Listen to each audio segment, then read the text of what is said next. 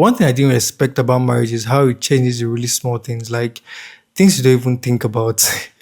I was thinking about it this morning and I realized there are a couple of things that I do now that I definitely didn't used to do before I got married. It was my wife that dragged me into all of this. Like things like wearing slippers inside the house. Before I'm walking barefooted everywhere, no stress. Now it just feels very weird if I don't wear them.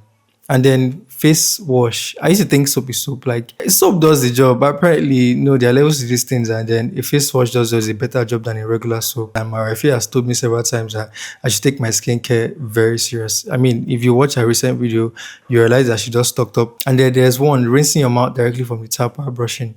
I grew up using a cup, so every time I don't use a cup now, I'm like, wow, my wifey has influenced me a lot.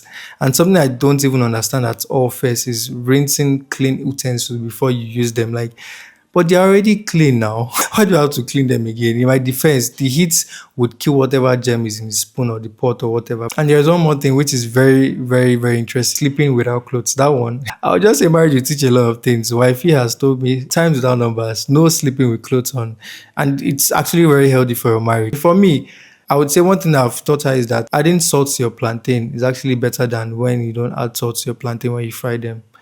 Yeah, that's something I taught her and she has taken it to heart. Every time that she fries plantain now, she adds salt and she's like, oh, I've learned this one from you.